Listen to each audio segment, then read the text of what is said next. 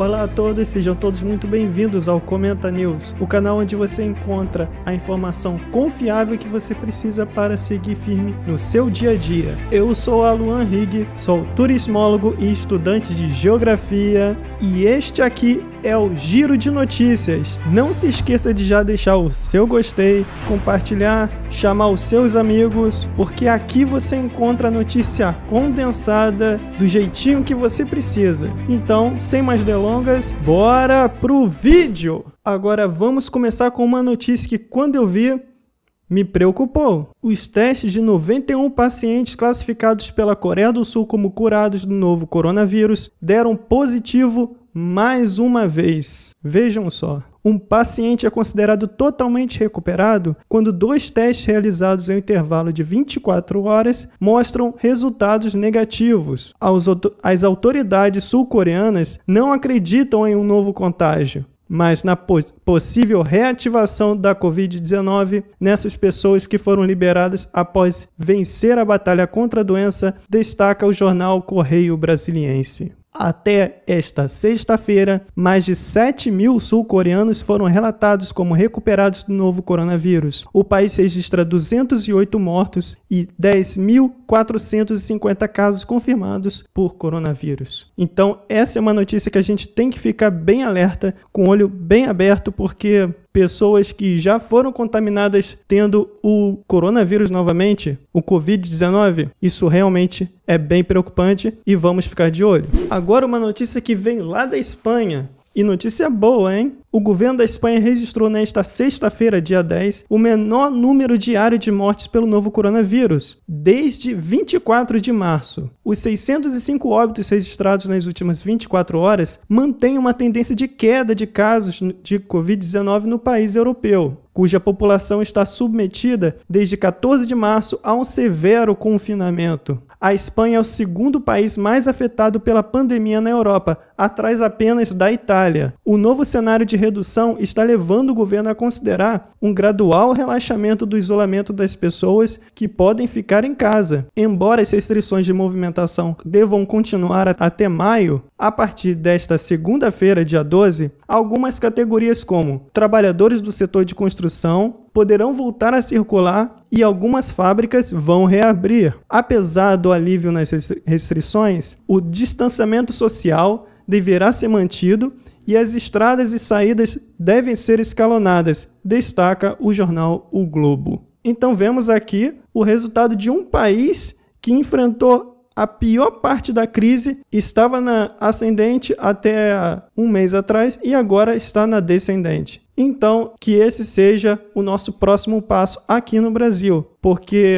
essa crise uma hora tem que acabar. Agora, notícias do Brasil. E esta vem de Santa Catarina. Carlos Moisés, governador de Santa Catarina, anunciou neste sábado que liberará a abertura do comércio de rua, hotéis e pousadas no estado a partir de segunda-feira, dia 13. Moisés alertou, no entanto, que haverá regras restritas para o funcionamento e forte fiscalização. As medidas de restrição foram adotadas para diminuir a disseminação da pandemia do novo coronavírus no estado. Outros setores já haviam sido liberados em Santa Catarina, como lojas de chocolate, cadeia automotiva, concessionárias, farmácias, mercados, construção civil, profissionais autônomos, salões, barbearias, clínicas médicas. No decreto que será divulgado neste domingo, o governo de Santa Catarina permitirá também o funcionamento de estabelecimentos que vendam alimentos, desde que seja adotado o sistema Pegue e Pague, sem o consumo no local, destaca o site Poder 360. Então, alguns estados já começam a relaxar os procedimentos de isolamento social, já que o quadro em alguns lugares já está melhorando, enquanto que em alguns lugares as pessoas estão felizes pelo afrouxamento do isolamento e em outros lugares nem tanto. Cidadãos de São Paulo participam neste sábado de uma carreata pelas ruas da capital para criticar as medidas do governador João Dória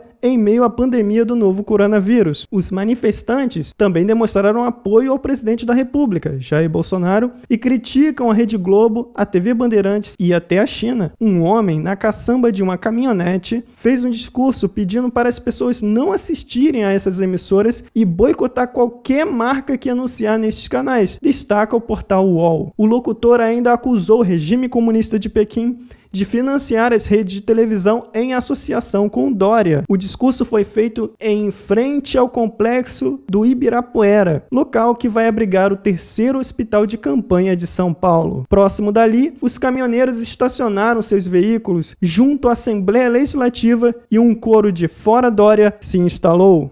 Senhor Dória, eu acho que a sua batata já está assando. Na próxima eleição, fique ligado, o povo de São Paulo vai te cobrar. Por outro lado, vemos que Brasília está rumando no sentido oposto do de São Paulo. Vejamos, Ibanez Rocha, governador do Distrito Federal, publicou decreto na quinta permitindo a reabertura de lojas de móveis e de eletrodomésticos. A decisão confirma a flexibilização das medidas de isolamento anunciadas por Ibanez em 18 de março por causa da pandemia do novo coronavírus. O governador também autorizou o retorno às atividades das instituições do Sistema S. São elas: Senai, Serviço Nacional de Aprendizagem Industrial, SESC, Serviço Social do Comércio, SESI, Serviço Social da Indústria, SENAC, Serviço Nacional de Aprendizagem do Comércio, SENAR, Serviço Nacional de Aprendizagem Rural, SESCOOP, Serviço Nacional de Aprendizagem do Cooperativismo, SEST, Serviço Social de Transporte, SEBRAE, Serviço Brasileiro de Apoio às Micro e Pequenas Empresas, SENAT, Serviço Nacional de Aprendizagem do Transporte. O decreto em questão apenas incluiu lojas de imóveis e eletrodomésticos no rol de estabelecimentos na lista de permissões de funcionamento. Escolas e universidades continuam proibidas de abrir, destaca o site Poder 360. Parece que as coisas estão começando a melhorar em Brasília, mas vamos acompanhar os próximos capítulos. Estamos de olho. Agora uma notícia que vem do Rio de Janeiro. Marcelo Crivella, prefeito do Rio de Janeiro, afirmou nesta sexta-feira, dia 10, que a curva de notificações dos casos do novo coronavírus está próxima de um cálculo otimista. Em conversa com a imprensa durante uma visita às obras do Hospital de Campanha do Rio Centro, Crivella estimou que, em um mês, 100 pessoas devem morrer com a doença. Abre aspas para o prefeito. Olha, estou fazendo apenas uma estimativa. Morrem na cidade do Rio de Janeiro 50 mil pessoas por ano. Se dividirmos, dá um pouco mais de 4 mil pessoas por mês. Isso dá cerca de 100 pessoas por dia. Nós estamos com o mês da pandemia e perdemos cerca de 100 pessoas. E segundo o Globo, acrescentou: numa ordem de grandeza, estamos falando de 5 a 10% de nossas despesas com saúde. Pela curva de casos que estamos monitorando, não vamos chegar ao caos. Bom, vamos torcer para que isso seja verdade, porque não precisamos de caos, não precisamos de pânico. O que nós precisamos é de governantes responsáveis, não é, senhor Crivella? Que faça uma gestão decente, uma gestão pública que respeite o dinheiro do trabalhador pagador de impostos e que nos dê a devida contrapartida, porque as pessoas votaram, depositaram sua confiança no Crivella e vamos ver se ele vai cumprir um bom mandato, porque as eleições estão chegando e o povo clama, o povo quer solução. Então, Crivella, mexa-se. Agora, uma excelente notícia da Força Aérea Brasileira. A Força Aérea Brasileira, FAB, transporta nesta sexta-feira, dia 10, 30 respiradores para Fortaleza, mais 20 aparelhos serão entregues em Manaus e 10 em Macapá. De acordo com o Ministério da Saúde, as 3 capitais têm necessidade de ampliar urgentemente o número de leitos de tratamento intensivo para atender os infectados pelo novo coronavírus. O respirador é um equipamento essencial para tratar pessoas infectadas com vírus e que apresentam o sintoma mais grave do Covid-19. O Brasil tem encontrado dificuldades para importar respiradores. O ministro da Saúde, Henrique Mandetta, informou nesta semana que empresas nacionais vão elevar a produção do equipamento, como noticiou a Renova Mídia. Então, a Força Aérea Brasileira está trazendo esses equipamentos que estão sendo fabricados no Brasil mesmo, já que há uma grande dificuldade de competição com os países ricos para a aquisição desses respiradores. Então, vamos aguardar e verificar se todos estão sendo entregues corretamente, porque realmente é um material de extrema importância no combate ao Covid-19. As pessoas precisam desse equipamento. Agora vamos aos números do Brasil do novo coronavírus. O Brasil tem 1.124 mortes e 20.727 casos confirmados de coronavírus, diz o Ministério da Saúde. Balanço da pasta foi divulgado neste sábado, dia 11. Em 24 horas foram mais de 1.089 casos e 68 mortes somadas às estatísticas. Então vamos acompanhando. Os números continuam a subir, mas estamos na expectativa de uma estabilização muito em breve. Agora uma notícia que vem dos Estados Unidos. Os Estados Unidos se tornaram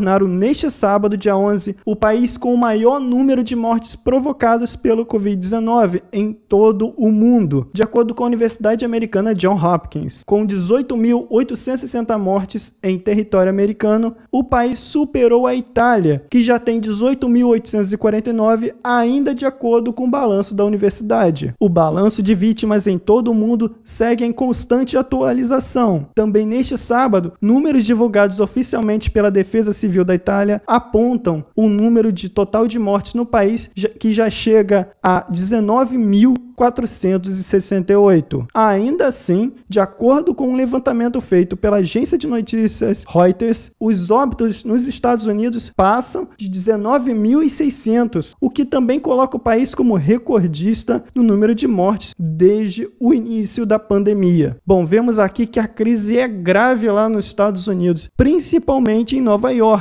Lembrando que o vírus gosta de clima frio e o país está experimentando o ápice da curva do novo vírus. Então vamos torcer para que nos próximos dias esses números se estabilizem, para que lá, assim como cá, aconteça a inversão da curva e assim os números comecem a reduzir, porque realmente, tanto lá quanto cá, nós precisamos de uma calmaria. Chega de crise, por favor. Agora uma excelente notícia. O governo federal publicou na noite desta quarta-feira, dia 8, uma medida provisória para isentar os consumidores de baixa renda do pagamento das contas de luz. Olha só que coisa boa. Lembrando que medidas provisórias têm força de lei, assim que publicadas no Diário Oficial, mas precisam ser aprovadas pelo Congresso Nacional em até 120 dias para se tornar leis em definitivo. A medida já havia sido anunciada pelo presidente Jair Bolsonaro nesta quarta durante um pronunciamento em rede nacional. Segundo a medida provisória, os consumidores terão desconto de 100% na tarifa entre 1º de abril e 30 de junho. A isenção valerá para unidades que consomem até 220 kWh por mês e que estejam incluídas na tarifa social. A União destinará 900 milhões de reais para o pagamento das contas e os custos remanescentes serão pagos pela Conta de Desenvolvimento Energético, a CDE. Então, pelo menos uma boa notícia, né? Porque realmente as pessoas, por causa da crise, estão impossibilitadas de sair, de trabalhar, e imagina como que isso impacta na saúde financeira de uma pessoa de baixa renda. É muito complicado da pessoa já sobreviver nos dias de hoje, quanto mais no meio dessa pandemia. Não é verdade? Agora uma excelente notícia, e tem a ver com vacina, hein? Vacina em Covid-19. Os testes pré-clínicos de candidatas à vacina contra o novo coronavírus apresentaram resultados positivos na Itália. Veja só. Luigi Aurizicchio, CEO da empresa Tax Biotech, que conduz os estudos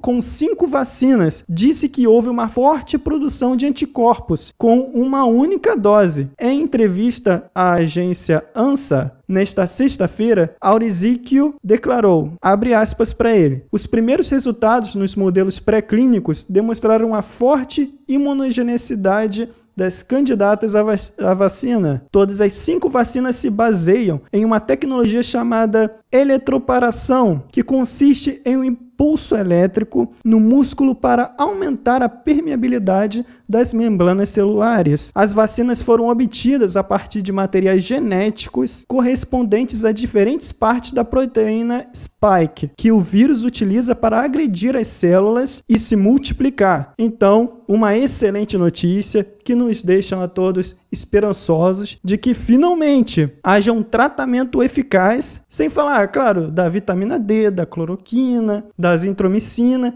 e diversos outros meios que estão sendo lançados mãos nesse momento para o combate aos sintomas graves da doença, mas ainda não temos uma forma realmente eficaz de acabar de verdade com essa doença que preocupa a todos nós, não somente do Brasil, mas de todo o mundo. Então é isso, pessoal. Mais uma vez eu agradeço pela presença de todos. Não se esqueça de curtir, de compartilhar, de se inscrever aqui embaixo no botão vermelho de inscrever-se e de ativar os sininhos das notificações, porque com as notificações ativas vocês vão receber os vídeos assim que forem postados. Muito obrigado a todos mais uma vez. Fiquem todos com Deus e tchau, tchau.